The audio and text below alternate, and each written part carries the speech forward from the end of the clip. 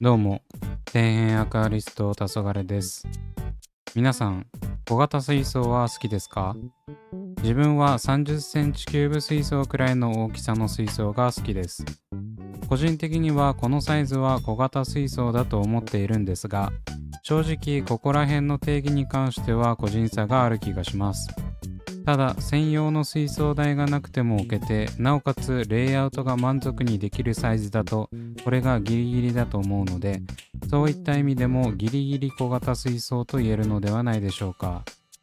個人的感覚でも30センチキューブ水槽などの横幅30センチ程度の水槽はシェア率高いと思ってます。60センチ規格水槽ほど大きくなくていいけど、水草水槽をやってみたいという人にはドンピシャなサイズです。そんな30センチ水槽、シェアが高い分いろんな照明が売られていますよね。選択肢が多いのはいいことですが、どうしても迷ってしまいます。そこで今回は自分がいつも推しているあのメーカーからマジで熱い30センチ水槽用照明を紹介していきます。ぜひ購入する際の参考にしてください。というわけで今回紹介する照明をお見せしていきます。それがこちら。ニューアクアフレア UVA S300RGB。価格は 13,500 円。こちらは自分が推しているメーカーでおなじみ、ウィークアクアの30センチ水槽用ライトです。ウィークアクアの照明を購入できるサイトは、ウィークアクアの日本サイトか、カプラークアさんのサイトのどちらかなんですが、今回はカプラークアさんのサイトで購入しました。この照明、自分が最初にウィークアクアのライトを紹介し始めた時からあったんですが、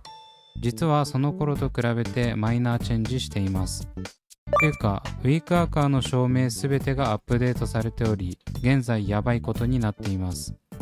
どこら辺がどうやばいのかは、カプラーカーさんの動画で詳しく解説されているので、そちらを参照ください。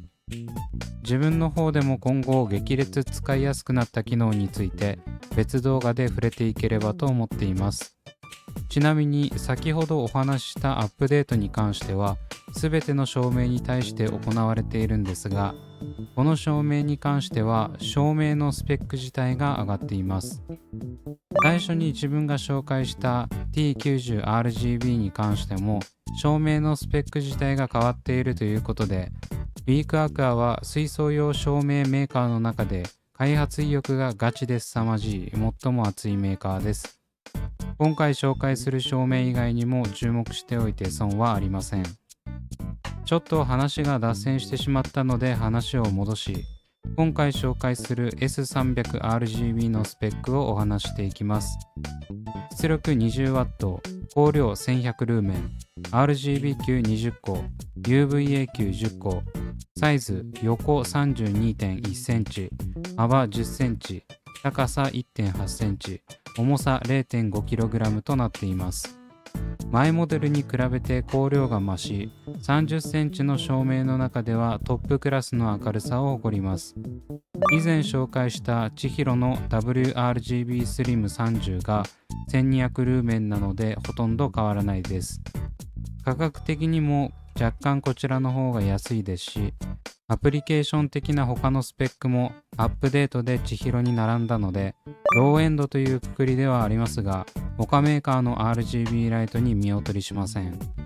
唯一無二の UVA チップも搭載してますしね。それでは早速開封していきます。まず最初に出てきたのはこちらのシェード。もうウィークアクアではおなじみになっているんですが、他メーカーではだいたい別売りになっているシェードが基本オプションとしてついています。続いて出てきたのは分かりやすい日本語マニュアル。これがあるのとないのとでは安心感が違いますね。サポートも充実しているので海外メーカーでも安心して使用できます。あとは今年の6月にアップデートされて全く別物になったアプリの説明書も入ってました。そして肝心の本体がこちら。シルバーを基調としたボディで前モデルのものよりだいぶスリムになっています。結構高級感ありますね。スリムですが照射面自体の幅は変わってないので、そういった意味でも洗練されたデザインにパワーアップしてます。続いて出てきたのは AC アダプター。出力が 20W なので他のハイエンドモデルの照明よりやや小ぶりです。あとはおなじみの六角レンチとネジ、スタンドを固定するためのプラスチックのネジ、そしてスタンド取り付け部分と支柱。このスタンドが他のシリーズとの差別化ポイントで、この照明のスタイリッシュさを加速させています。実はこの S シリーズ、照明本体は M シリーズという120センチ水槽用まであるローエンドモデルと全く同じなんです。ただこのスタンドを取り付ける部分があるかないかの違いなので、個人的には30センチ水槽用であれば2000円安いこちらの S サイズをおすすめします。後ほど水槽に設置した状態をお見せするんですが、なかなかいい感じです。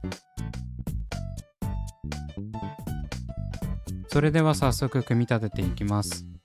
まずは AC アダプタにコードを取り付けます。そこに本体のコードを差し込んでネジを回せば OK。 そしてスタンドを取り付けるのはこの穴の部分で、先ほどお見せした支柱をここに差し込みます。この時に付属しているシリコン製のリングの高さを調整することで自由に高さを変えることができます。これだけでいいのかと心配になると思いますが、本体自体が軽いので問題ありません。気軽に高さ調整できるのはいいですね。続いてはスタンドを組み立てていきます。これはウィークアクアではおなじみの機構になっており、難しい作業は必要ありません。サイドの4つの穴には長めのネジを回し入れ、中央の2つには短めのネジをセットするだけです。セットしたら先ほどの支柱を取り付け、自分の好きな高さに調整してください。続いてシェードを取り付けていきます。このようにシェードをスライドさせることで簡単に入れることが可能です。ただこのままだと角度の調整ができないほか、傾けるとスルッと抜けてしまう危険性があるため、付属の六角ネジを先ほどシェードを通した穴の側面から回し締めてください。こうすることでシェードの落下を防止しつつ、15度の範囲でシェードの角度を調整することができます。細かい照射面の調整がしたい人はしっかり角度を定めましょう。映像ではあまり違いがないように見えますが、照射面積は結構変わってくるので、この調整もバカにできません。これで全ての組み立てが完了しました。というわけで取り付けた状態がこちら。なかなかスタイリッシュでいいですね。30センチキューブ水槽に取り付けてもそんなに大きく感じません。早速点灯してみます。スイッチオン。見てもらったらわかると思うんですが、点灯時にふわっと点灯します。これは最初にお話ししたアップデートのおかげで、ウィークアカーの製品は全てパッと点灯するだけだったのが、じんわりと点灯するようになりました。今までは光量を5段階に調整して疑似的に段階的な点灯をさせていたんですが、今後はデフォルトでふわっと点灯します。そして当たり前ですが RGB の調光も可能で、一つの色を個別に0から 100% の出力で調整することができます。ローエンドモデルとは言いつつ、ハイエンドと全く変わらない機能を持っているのはいいですね。ちなみに色調だけでなく UVA の出力も調整することが可能。取り付けた際の外観はこんな感じ。スタンドは幅が広くなく、側面の一つで取り付けることが可能なので、メンテナンスの邪魔になりません。おまけに本体自体も薄く、とても作業がしやすいです。基本的にこの価格帯の RGB ライトはこういったスタンドではなく、スタンドで水槽の縁に立てかけるものしかないんですが、S300 は追加料金なしでこういったセッティングができます。通常のバー型ライトでは吊り下げる以外壁面の苔掃除などがそのままではしづらいんですが、これくらいスマートなスタンドならその心配もありません。そして一番のポイントは、このようにライトを回転させることでライトをいちいち取り外すことなくストレスフリーでメンテナンスができるところです。こうすることでメンテナンス中に手がライトに当たって水没する心配もありません。これだけ機能性に優れているライトスタンドはなかなかないのではないでしょうか。続いてカメラの設定を肉眼で見ている状態に近い色合いで映していきます。ちなみに合計出力は 100% で、緑と青を強めにし、赤はその半分程度の出力です。まずは小型ビデオのウロフタルモイです。青と緑を強くしているため清涼感のある色合いになっています。 RGB と UVA が合わさってめちゃくちゃ小さいウロフタルモイデスでも側面のラメ感がしっかり伝わるのではないでしょうか。続いてファイヤーレッドシュリンプ。やはり RGB ライトは赤が映えますね。肉眼で見てもこののっぺりとした赤がしっかり見えるので、緑とのコントラストに赤系生態を入れている方は満足できると思います。これだけ赤が強調されるとエビの殻が分厚いように感じますね。続いては地味な色合いのパラドックスフィッシュ。特にこれといって見え方の特徴はありませんが、内が綺麗に見えるので視認しやすいです。パラドックスフィッシュの可愛さは相変わらずですね。続いて緑色の水草ストロギネレペンス。しっかりと葉脈も見えており、葉の裏から影になっている部分のメリハリもよく見えます。小型ながらもしっかり光量があるため、葉全体に広がるラメのような質感が強調されている感じです。続いて赤系水草のロタラ SP ハラ。こちらもレッドファイヤーシュリンプ同様しっかり赤が強調されています。先ほどのストロキネレペンスとの色の対比でより水槽内が鮮やかに感じられること間違いなし。最後にブセファランドラ。このブセは暗めのブセではなく濃い緑色が特徴的なんですが、この場合でもしっかりラメが見えますね。個人的には RGB ライトとブセの相性はとてもいいと思います。続いてシェードを取り付けた状態と取り付けていない状態の光の当たり具合を見ていきます。まずはシェードなし。特に問題なく全体を照らせています。そこまでライトの高さは上げていませんが、ライトの長さがしっかりとあるため、両隣の空間も若干明るくなっている状態です。これだけでも十分明るく照らせているのがわかると思います。続いてはシェードあり。先ほどよりも反射が抑えられて、より設置している水槽内が明るく照らされています。シェードなしの状態だと壁から反射した光が水槽に当たっていたんですが、シェードを取り付けることで選択的に光を照射できるため、メリハリのある水形になっています。光量、カメラの設定は全て固定しているので、そこに関しての差はないんですが、シェードを取り付けるだけで結構雰囲気が変わりますね。というわけでいかがだったでしょうか。13,500円で購入できる小型水槽用 RGB ライトの紹介でした。この価格帯でこういった特徴を持つライトはなかなかないので、